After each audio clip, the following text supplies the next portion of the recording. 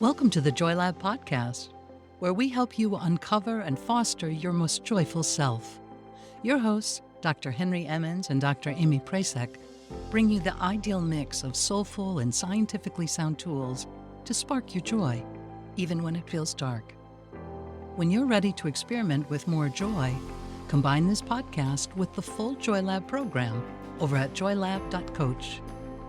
Hello, I'm Henry Emmons, and welcome to Joy Lab. And I'm Amy Prasek. So today we are working again with our element of compassion and leaning now on the second level of Dr. Gabor Maté's 5 levels of compassion. All right, so you don't need to necessarily listen to these episodes in order, but last episode is helpful to get a better understanding of compassion and pain and suffering. But certainly you could stay right here if you're feeling it and it makes sense. You can always go back later or go back now if you'd rather. So today, again, we are talking about the second level of compassion, which is the compassion of understanding. Maté describes this as the next step that can come after we acknowledge suffering. Someone's suffering, our own suffering. We see the suffering, we feel bad about it, we wish it were different. That's the ordinary human compassion that we talked about in last episode. Okay, and then in this level, we then work to understand it rather than just judge it, perhaps. An example that has been branded, I think, into so many of us has to do with depression. So let's play with this. We are suffering, we feel bad about it, we wish it were different. We wish we weren't depressed. But instead of maybe getting curious or seeking to understand more about that suffering, we might come to a quick judgment, which is that we are weak. We're depressed because we're weak or we're broken. We sometimes want that simple answer, even if it is absolutely false. And with this compassion of understanding, we can brush those quick judgments aside and look deeper. What is going on? What are some of the contributors to my depression? What might make it worse? What feels good? What helps me? We can get more curious in a gentle way. And I like to think of it also as sort of this idea is that we really move from what's wrong to what happened. And we seek to understand it in a way that relieves our suffering. I like that quick reframe, takes us out of judgment into curiosity. It's a place where I think we can seek understanding. Yeah. I can't help but notice that what we're talking about now might seem to run counter to what we just talked about in the last episode, or what you hear sometimes from mindfulness teachers or therapists. Yep. That we're often told that our problem is that we think too much. And that thinking can turn a small hurt into a larger one, which I think is often the case. Absolutely. But right now we're suggesting that we think more, but we're doing so specifically to try to come to a greater understanding of things. So you remember, mindfulness doesn't mean that we turn our minds off. It means that we don't let those thoughts run rampant and create all kinds of problems. But we try to use the power, the skill of our mind, the complexity of it for good, in this case, to understand ourselves better. So it might sound like a paradox, but I think it's just a reflection of the complexity, the elegance of the human mind, and also why it matters for us to grow in the ability to be aware of what's happening within our own minds. Right. So bottom line is that we get to decide what we do with our minds. And when we choose to increase our awareness, when we grow in our understanding of what's going on inside of us, then we just are becoming more skilled, and we can harness that elegance and power of our minds. So with the example of depression, if you've ever been there, you know that in that moment, your mind is not very reliable. Your thinking is not reliable. Your thoughts are distorted in some way. The emotions might be simply too strong or too painful to just sit with them, like we often suggest for less powerful emotions. So you got to work with it differently. You got to think about a different part of your mind. And this is, I think, one of the most helpful things that can come from a mindfulness practice, which is to recognize that there is this other level of our minds that's often referred to as the observer or the observing self. Sometimes it's called the higher self. But it's good to have worked with it a little bit, because if you wait until you really need it, it's hard to get the concept. But this is a really great example of how you can be compassionate to someone else and how you can give insight and healing to the both of you by using this power of the mind. I love the story that the writer Parker Palmer has shared very publicly. I think he shared this on NPR or Speaking of Faith, where he talks very openly about his own depression. He described a very severe episode that he had years ago when he was somewhere in midlife. And this episode went on for months, and it was not responding to treatment. Very common experience, by the way. And during this very dark time for him, he had a lot of people come to his home. He was just so unable to function, so knocked off of his feet that he basically just stayed at home, oftentimes stayed in bed. And people would come to him to try to support him, encourage him. They might give him advice of things he could do to feel better and get out of it. Sometimes they would encourage him to talk, thinking that that would be helpful. And a lot of what people did, very well-meaning, he just found it didn't work. It might have even made him feel a little bit worse because he just couldn't do any of these things. But there was one friend that he talked about who came every week, didn't offer any advice, really didn't even make conversation with him. He just sat there, rubbed his feet, or just sat quietly and did absolutely nothing. At least if you looked at him. What he did do was he gave his presence. He shared the gift of his non-judging presence, which Parker found to be an absolute lifeline. This friend didn't judge him, didn't try to draw him out, didn't try to fix anything. He just became a silent witness to Parker's suffering and a lifeline, like I said, that eventually was able to follow that line out of the depression. He did improve to function entirely well, like his normal, beautiful, loving self again. I feel like you're bringing up this whole nother dimension of understanding too, that I'm not sure Maté talks about in this context or would agree with if I were to raise it up. But how, this compassion of understanding is not just like a journalist asking a row of questions. This isn't a game of 20 questions. Sometimes the understanding comes in the solitude and in the presence, and it arises without being poked out. I think that's really beautiful. So there are many paths to understanding, many ways of knowing, and that, there's so many things I want to say now. Okay, we're going to try to stay on topic. I love that you called that out, Henry. And I'm remembering an episode as well that we did based on a quote, the author of Winnie the Pooh, Milne, I don't know how to say their name. But anyway, or it was attributed to an old Maine fisherman. I don't know. It's a funny little quote, but it says, "Sometimes I sits and thinks, sometimes I just sits." I'll find that episode and link to it.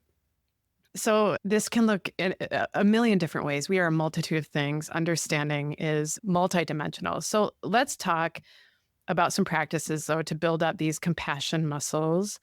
One strategy to consider is something called compassionate or deep listening, presented by Thich Nhat Hanh. And I actually think this is more sits than thinks, maybe. So interesting. Here's how Thich Nhat Hanh explains the practice. You listen with only one purpose, to help them empty their heart. So we just sit and we listen to help another or ourselves empty our heart. We can practice this with ourselves, I think. And there's two big obstacles probably to compassionate listening that maybe we can hit on. One for listening to others, one for ourselves. So I'll start with the obstacle of compassionate listening for others, because I have this obstacle. And it's listening to folks we disagree with, right? We're in the heat of political season here in the US, and compassionate listening isn't modeled very often. I think it's easier to think that if we let someone talk and they spew out what we think are a bunch of falsehoods or ignorant stuff or whatever, that we are agreeing with them and that we have to set the record straight. We have to correct them. We have to tell them how they are wrong and we are right. But this idea of compassionate listening is that we don't listen to correct. We listen to allow them to open up their heart. And the data is actually so clear here that this is effective, that when we listen, truly listen, and let someone feel comfortable to share, then connections are built. Good things are more likely to occur, obviously, like someone seeing how they might have it wrong or how we have it wrong. And so when we're shouting at each other or even with each other in an echo chamber, when nobody's actually listening, then it is impossible to understand. Like our stress response is up, right? We talked about this too. The fear response is going, we just cannot open up to opportunity. And I know this is hard. I struggle with this. I've gotten better, but it is a very effortful process for me still. Worth it, but effortful.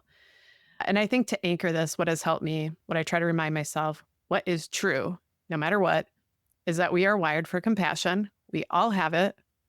We talked about this 2 episodes ago, but sometimes it gets pushed down. Fear takes over, all this other stuff gets piled on, and we need to do some work to reset ourselves, to empty our heart. We need to be vulnerable, suffer with, and really listen to uncover our individual and collective compassion. So I like how Thich Nhat Hanh puts this. This is a kind of his message, an opportunity to practice deep listening and how it might shake out. I think this is really beautiful. So here it is. We have wrong perceptions concerning ourselves and the other person. And that is the foundation for conflict, war, and violence. We should be able to say, dear friends, dear people, I know that you suffer a lot. I have not understood enough of your difficulties and suffering. It is not my intention to make you suffer more. So please tell me about your suffering, your difficulties. I'm eager to learn, to understand. And he says, if you are honest, if you are true, they will open their heart and tell you. And then you can practice compassionate, deep listening. And during the process of deep listening, we can learn so much about our own perception and their perceptions. I love that. All right, Henry, do you want to say anything more about this kind of reciprocal nature of understanding that Thich Nhat Hanh is highlighting, right? As we offer it, we receive it as well. And then maybe how we can practice compassionate listening for ourselves. Yeah. So Parker Palmer, whose story I was talking about just a few moments ago, he created a series of retreats that were done for personal and professional renewal that was called courage work. That's still an ongoing thing. And years ago, I trained in this approach with him and others in order to do the work they were doing, but to do it with health professionals. That was my thing. And one of the most important aspects of the work is what Parker also called deep listening. And it's very much like how it's described by Thich Nhat Hanh, which I just love, the kind of the similarity and the depth of these approaches. So I'm just going to describe very briefly, because it's something we actually put tons of time and effort into kind of training folks to do over the course of these retreats. It was probably the focal point, really, of those multi-day retreats. But here's the gist of it. It's pretty simple. You just listen with no agenda, with an open heart, and your mind is not even really in the game here. It's really mostly your heart. And so you're not trying to fix. You are not giving advice. You don't even offer any suggestions, certainly no judgment that you know how to do things better than this other person does. So, and you also take great effort to keep your story out of it. So, for example, when someone else is speaking, you are not thinking about how this relates to you or your own story or something that you can share. Oh yeah, that happened to me, or here's what that kind of thing. You just keep that completely out of it. Yeah.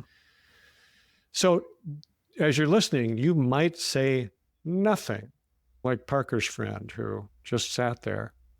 But if you do say something, you're limited to just one thing that you can do, which is to ask a question. You can't say anything else. So no statements, no stories, just asking a question. But here's the thing about the question. It has to be a real question. A real question is one that you actually don't think you know the answer to, and you're really curious. You want to know. Yeah. So you don't try to lead them with your questions Right. to what you think they should understand or do. And you also don't ask a question that closes off discussion that they could answer with just yes or no. So it's a open-ended, genuine question that you are simply curious about. So you have to sit in what's often called don't know mind. I don't know, and I really am curious. What's going on with you? So the beauty is you can do something very much like this for yourself too. If you learn how to do this, the part of your mind that's capable of observing without being drawn into the fray can just sit and listen to this scared or angry part of yourself that is feeling troubled. And you might even ask yourself a genuine question from time to time, which just allows for this hurting part of yourself to unburden itself. Now, if you do that, I find it helpful to have a journal or something that you can write things down on, because you might want to get it out. And if you can really do that, if you can get it out of your mind or your inner self and onto the paper, there's a way in which it can cleanse you of it, where you can have what's called a complete experience of it, which then allows you to let it go more easily. I love that. It's cathartic just listening to it, the process of how it will shake out. I'm also thinking about the question I often ask people, how I start the question. I've been trying to stop doing this, is, don't you think that? I'm like, why? Either I need to tell them what I think, because that's what I'm going to say, right? And I'm not really curious. And I think when I when I reflect on what that question is to myself, it's, Amy, you should. Exactly. Yeah, and I want to soften on those. I don't want to ask you, don't you think that? Let me tell you what I think. And I want to stop getting stuck in those shoulds. There's the invitation for understanding and sits. I'm just going to sit. Yeah. That's beautiful, Henry. Thank you. So let's practice, and offer ourselves lots of compassion throughout it. So before we close, I want to share some motivation from the Dalai Lama, motivation to stick with these practices. Here it is. If you want others to be happy, practice compassion. If you want to be happy, practice compassion. Thank you for listening to the Joy Lab podcast. If you enjoyed today's show, visit joylab.coach to learn more about the full Joy Lab program. Be sure to rate and review us wherever you listen to your favorite podcasts. Please remember that this content is for informational and educational purposes only. It is not intended to provide medical advice and is not a replacement for advice and treatment from a medical professional. Please consult your doctor or other qualified health professional before beginning any diet change, supplement, or lifestyle program. Please see our terms for more information.